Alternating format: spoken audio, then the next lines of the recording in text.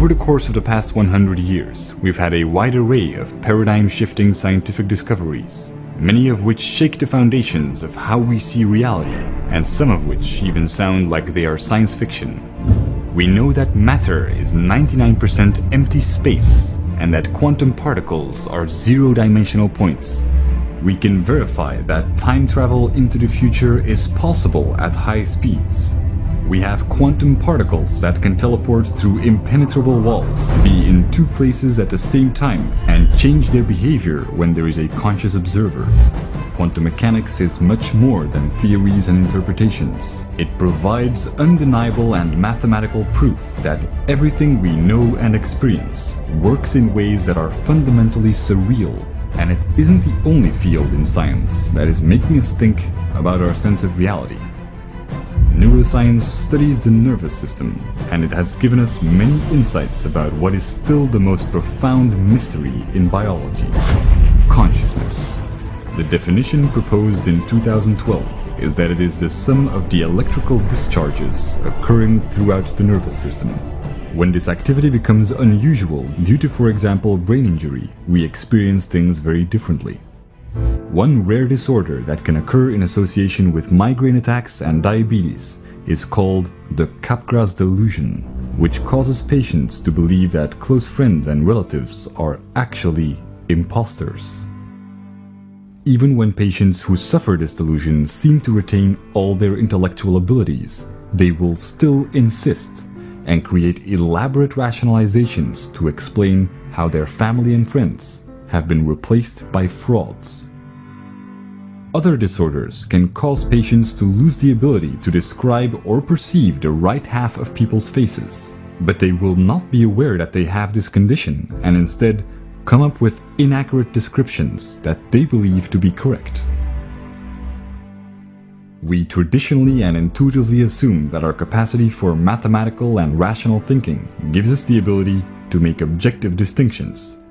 And while it is certainly responsible for our incredible spectrum of intellectual and scientific progress, the same intellect that can lead us to groundbreaking discoveries can just as well get us caught in delusions. The underlying patterns of our consciousness define our entire perception of reality. It also seems that our consciousness works more like a digital clock than an analog one. Rather than a constant flow of experience, our experiences could be broken up in intervals or time quanta of 0.042 seconds, each of which make up one moment of consciousness. This is called quantization. It means that something can be broken up in small discrete building blocks. Each state of consciousness consists of a certain amount of information and can theoretically be stored on, for example, a hard drive. While not currently within reach, we are seeing tremendous progress in research that is aimed at simulating the brain. Some of the most reality-shattering discoveries of the past century haven't even been absorbed in mainstream culture yet. And what we have found in only the past decades is starting to point to an understanding of consciousness that will change the way we look at life and death.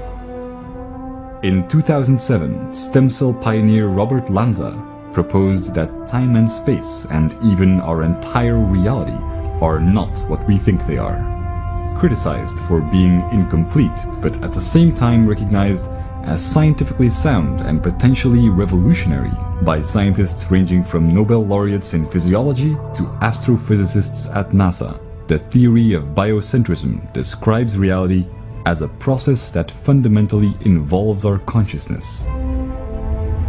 Lanza's scientific theory explains how without consciousness, all matter dwells in an undetermined state of probability. Time has no real existence, and space is just a concept we use to make sense of things.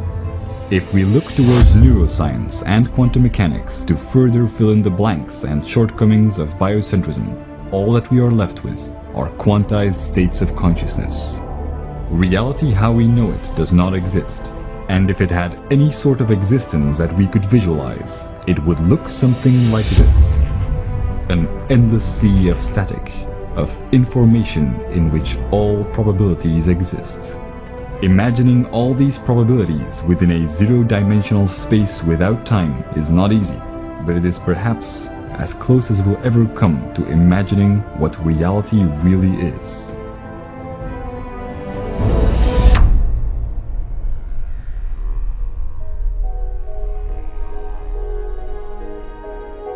Every possible chunk of information exists, including the ones that perfectly describe the moments of consciousness that we experience from one moment to the next.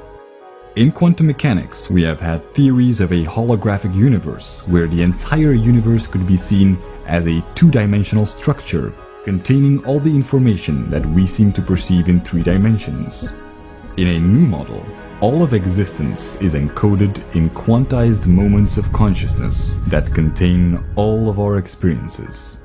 Every moment of experience is a reality in itself, and we experience time as obvious and straightforward.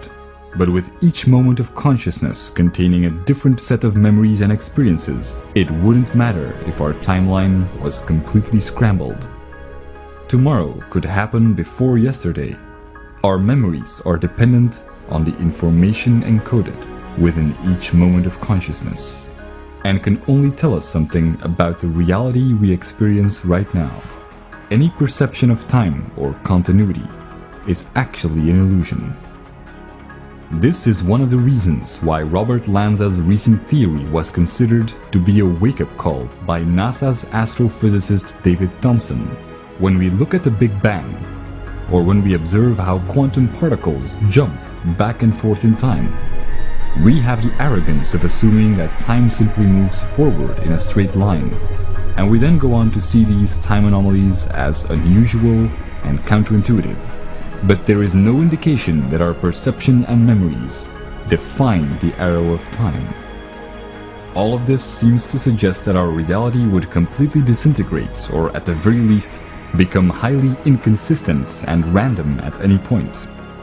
But the reason why we experience a rigid world with deeply structured laws of nature is because consistent patterns evolve according to mathematical principles. Since every possible pattern can exist within infinity, the only connection between two independent quantized moments of consciousness is the information that overlaps. Smaller or more compressed units are more common, and the laws that we are subject to naturally emerge and bring about our consistent reality, as it is the most probable one.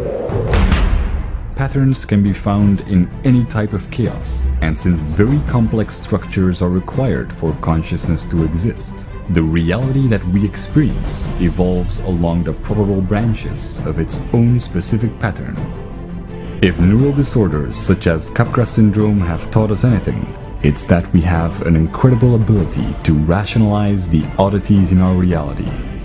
There is one claim, though, that becomes hard to refute: that the pattern of quantized moments of experience is inherently infinite, and statistically, an afterlife is inevitable.